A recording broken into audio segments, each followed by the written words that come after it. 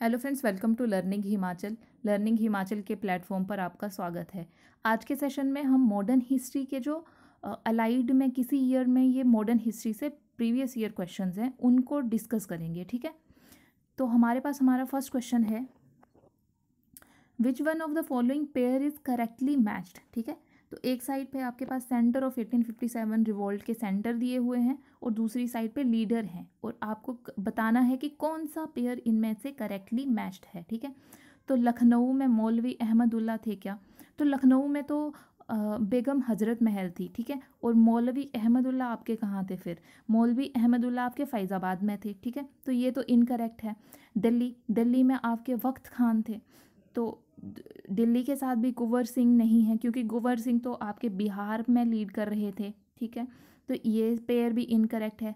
आरह में आपके शाहमल लीड कर रहे थे 1857 के रिवोल्ट को। वैसे ही नाना साहिब कहाँ थे? तो नाना साहिब तो आपके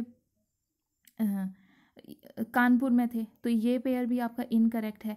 वैसे ही आपके खान बहादुर खान कहाँ थे? तो खान बहादुर खान आपके बरेली में थे। तो कमीशन की तरफ से ये जो क्वेश्चन दिया गया है इसका कोई भी पेयर जो है वो करेक्टली मैच है ही नहीं। तो हो सकता है कि इस क्वेश्चन को बाद में स्क्रैप कर दिया हो। तो हमने देख लिया है कि लखनऊ में, दिल्ली, आरा, कानपुर में कौन कौन से थे और ये जो लीडर दिए हुए हैं इनके प्लेसेस भी हमने देख लिए हैं। ठीक है, तो अगला क्वेश्चन है हमारा, during the tenure of which of the following viceroys did the Ilbert bill controversy occur? Lord Dalhousie के टाइम पे, लॉर्ड लिटन के टाइम पे, लॉर्ड रिपन के टाइम पे या लॉर्ड डफरिन के टाइम पे? तो इल्वर्ट विल कंट्रोवर्सी, आपकी इल्वर्ट विल कंट्रोवर्सी थी ही क्या? तो देखिए होता क्या था कि जो यूरोपियन या ब्रिटिश ऑफेंडर्स थे इंडिया में, जो ऑफेंडर्स थे जिनसे कोई क्रिमिनल या सिविल ऑफेंस हुआ होगा, तो उनके केसेस का ट्रायल करने का राइट सिर्फ ब्रिटिश जजेस के पास ही था। तो इल्वर्ट विल लाया गया कि ये राइट जो है वो इंडियन जजेस भी उनका ट्रायल कर सकें, ऐसा ये कंट्रोवर्सी थी। ठीक है, इस तरह की कंट्रोवर्सी थी इल्वर्ट विल से में। ठीक, तो ये किस वॉइस रॉय के टाइम पे आया था? तो ये आया था आपके लॉर्ड रिपन के टाइम पर। ठीक है, तो सी जो है बिल्कुल करेक्ट इस क्वेश्चन का आंसर है। अगला क्वेश्चन है, which of the following nationalist leaders wrote the book poverty and un British rule in India? A Surendranath Banerjee, Dadabhai Naoroji, बाल गंगाधर तिलक, लाला लाजपत राय। तो हम अपने फर्स्ट सेशन में ही इस के ऊपर बिल्कुल डिटेल में डिस्कस कर चुके हैं कि आपके दादा भाई नौरोजी, जिनको grand old man of India या इंडिया का अनऑफिशियल एम्बेसडर भी कहा जाता है, उन्होंने ये बुक लिखी थी poverty and un British rule in India, जिसमें इन्होंने ड्रेन ऑफ वेल्थ की थ्योरी जो है वो दी थी। ठीक है, तो इसके बारे में हम ऑलरेडी डिस्कस कर चुके हैं। इस क्वेश्चन का राइट आंसर है हमारा दादा भाई नौरोजी, ऑप्शन नंबर बी। ठीक, अगला क्वेश्चन है, who was the founder of Satyashodhak Samaj? Satyashodhak Samaj के फाउंडर कौन थे? महात्मा ज्योतिबा राव फूले, महात्मा महादेव गोविंद रानाडे, राजा राम मोहन रॉय, स्वामी दयानंद सरस्वती। तो 1873 में ज्योतिबा राव फूले महाराष्ट्र में इन्होंने सत्यशोधक समाज को फाउंड किया था। ठीक है, इनका मेन ऑब्जेक्टिव क्या था कि जो ब्राह्मणिकल डोमिनेंस थी सोसाइटी में उस टाइम पर, उसके अगेंस्ट में ये वॉइस रेज कर रहे थे। माली कम्युनिटी, माली फैमिली से ये आते थे। ठीक है, ज्योतिबा राव फूले जी, और ये एक सोशल रिफॉर्मर थे। ठीक, तो 1873 में इन्होंने सत्यशोधक समाज को फाउंड किया था। ठीक है जी, अगला क्वेश्चन है, who was the leader of Ghadar movement? तो गदर मूवमेंट के लीडर कौन थे? ऐसे दांगे, भगत सिंह, बिपिन चंद्र पाल, लाला हरदयाल।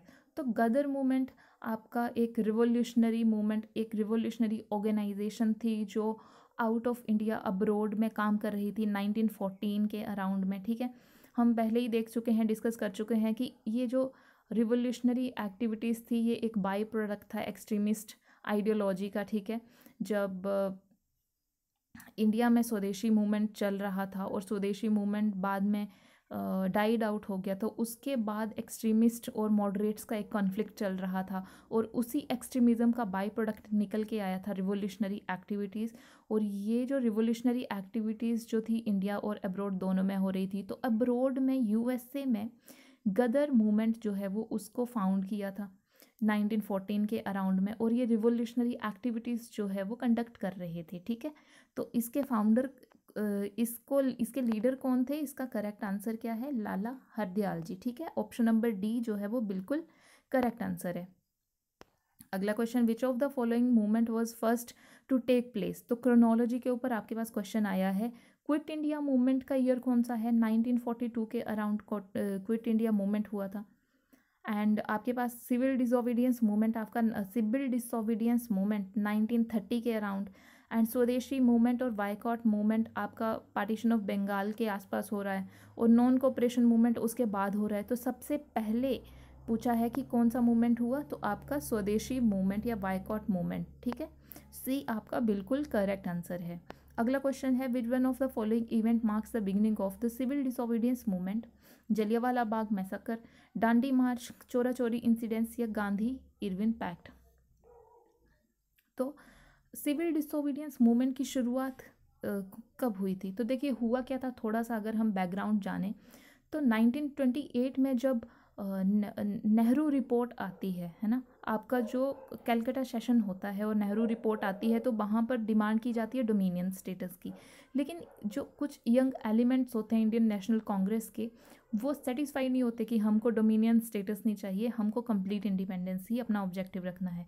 तो एक साल का ग्रेस पीरियड जो है वो गवर्नमेंट को दिया जाता है इंडियन नेशनल कांग्रेस की तरफ से कि उनकी डिमांड्स जो है वो एक्सेप्ट की जाएं, लेकिन गवर्नमेंट की तरफ से कोई पॉजिटिव रिस्पॉन्स नहीं आता है।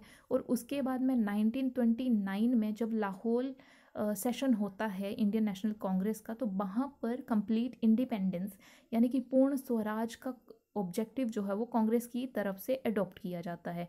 और उसी सेशन में आपके सिविल डिसोबीडियंस मूवमेंट को लॉन्च भी किया जाता है। तो ये जो इस मूवमेंट की स्टार्टिंग है ये आपकी दांडी मार्च से स्टार्ट हुआ था। ठीक है, तो इस क्वेश्चन का करेक्ट आंसर आया हमारे पास ऑप्शन नंबर बी। अगला क्वेश्चन हमारे पास है, who was the general secretary of first session of Indian national Congress? Indian national Congress आपकी फाउंड हुई थी 1885 में, और इसके फर्स्ट जो जनरल सेक्रेटरी थे, देखिए प्रेसिडेंट की बात नहीं की हुई है कि किन्होंने प्रेसाइड किया था फर्स्ट सेशन, तो अलग आंसर होता है आपका कौन प्रेसाइड कर रहे थे और जनरल सेक्रेटरी कौन थे। तो जनरल सेक्रेटरी कौन थे? ए ओ ह्यूम। तो आंसर क्या है हमारा? ऑप्शन नंबर ए। ठीक है, अगर कौन फर्स्ट प्रेसाइड कर रहे थे तो वहाँ पर डब्ल्यू से बनर्जी आ जाता है। ठीक है, अगला क्वेश्चन है, what is the Indian council act 1909 also known as? तो 1909 के एक्ट को किस नाम से भी जाना जाता है?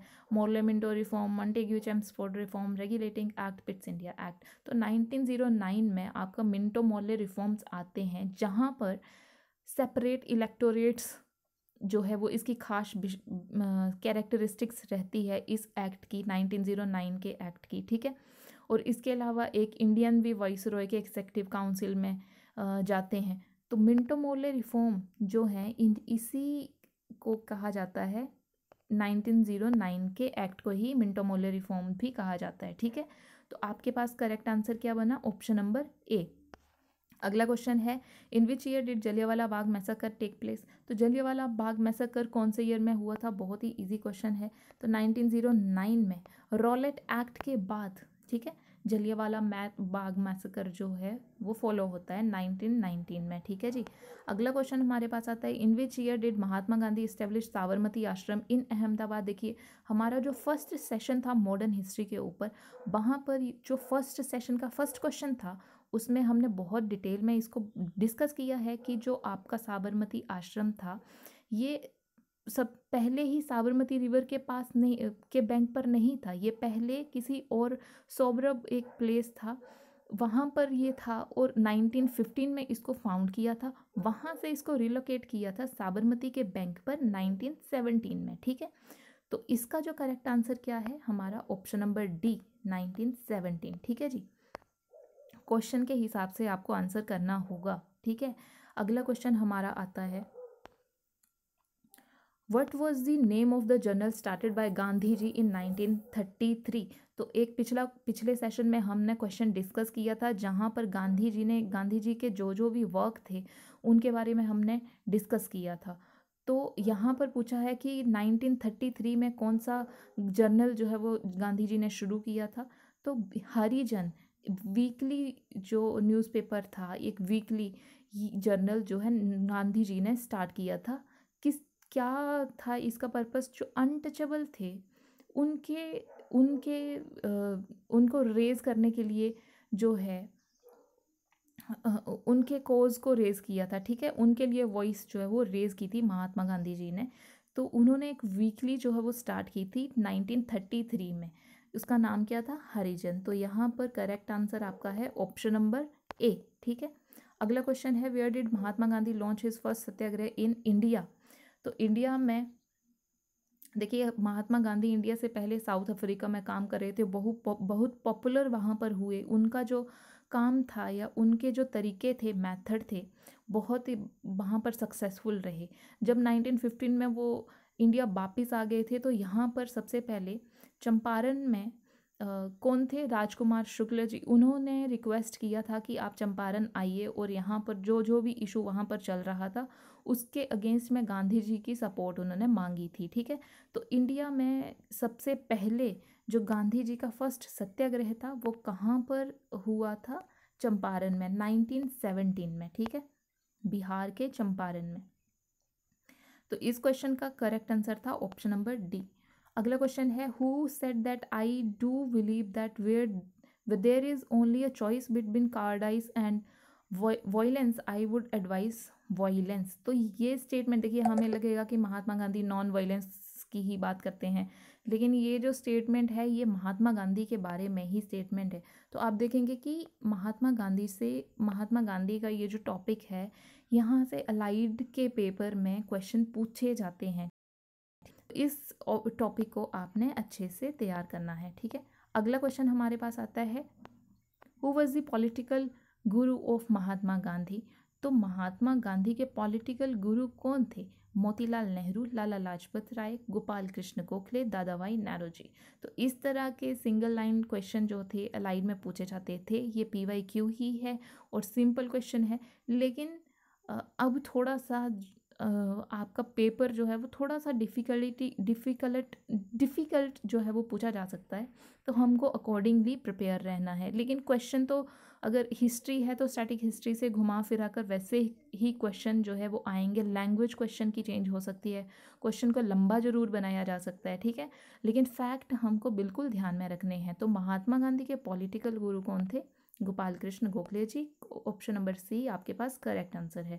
अगला क्वेश्चन हमारे पास आता है, which of the following was harshly criticised by Mahatma Gandhi in Hind Swaraj. तो आप देख रहे हो महात्मा गांधी से ही चल रहा है ये क्वेश्चन, 5-6 क्वेश्चन। तो हिंद स्वराज में महात्मा गांधी ने क्या क्रिटिसाइज किया था? तो इन्होंने parliamentary form of government, option number B यहाँ पर करेक्ट आंसर है। इसके बारे में क्रिटिसिज्म हुआ था। हिंद स्वराज जो महात्मा गांधी का काम था, ठीक है। आपके पास लास्ट क्वेश्चन है आज का, according to Mahatma Gandhi relationship between capital and labour is that of. तो लेबर और कैपिटल के बीच में रिलेशनशिप उसको महात्मा गांधी ने कैसे बताया है, ठीक है। तो कन्फ्लिक्ट का रिलेशन है इन दोनों के बीच में, इंटरडिपेंडेंस का रिलेशन है, न्यूट्रलिटी का रिलेशन है, या म्यूचुअल एक्सक्लूशन का रिलेशन है। देखिए अगर थोड़ा सा लेबर या कैपिटल को समझने की कोशिश करें तो से फॉर एग्जांपल कोई बिजनेस है तो उसको स्टार्ट करने के लिए क्या चाहिए? कैपिटल। साथ में उसको रन करने के लिए क्या चाहिए? लेबर भी चाहिए। तो जो लेबर का काम करते हैं उनके पास कैपिटल नहीं होता, और जो कैपिटल जिनके पास होता है वो सारी लेबर प्रोवाइड नहीं कर सकते। तो दो चीज़ें चाहिए, कैपिटल और लेबर, ठीक है। दो चीज़ें हैं सोसाइटी में, ठीक है। एक ऐसे जिनको हम हैव्स कहते हैं और एक हैव नोट्स, जिनके पास हैव्स जो हैं उनके पास कैपिटल है और हैव नोट्स के पास क्या है? लेबर है। तो दोनों के बीच में जो ये रिलेशनशिप है, इस रिलेशनशिप को महात्मा गांधी ने कैसे बताया है कि ये एक इंटरडिपेंडेंस है, रिलेशनशिप है, ठीक है, रेसिप्रोकल रिलेशनशिप है, गिव एंड टेक का रिलेशनशिप है, ठीक है। तो ऑप्शन नंबर बी जो है वो इस क्वेश्चन का बिल्कुल करेक्ट आंसर हमारे पास आता है। ठीक है, तो आज के सेशन में हमने इतने क्वेश्चन डिस्कस किए हैं। आपने थोड़ा सा डिटेल में इन क्वेश्चंस को देखना है, आपने एनालाइज करना है कि कैसे कैसे क्वेश्चन आपसे पूछे गए हैं। ठीक है, और महात्मा गांधी के ऊपर कैसे क्वेश्चन पूछे हैं, मॉडर्न हिस्ट्री से कैसे क्वेश्चन पूछे हैं, क्रोनोलॉजी के ऊपर क्वेश्चन पूछा है, वॉइस रॉय के ऊपर क्वेश्चन पूछा है। ठीक है, आपने अकॉर्डिंगली मॉडर्न हिस्ट्री को तैयार करना है अलाइड के पेपर के लिए। ठीक है, तो अब मिलेंगे हम अपने नेक्स्ट सेशन में। तब तक के लिए थैंक यू सो मच।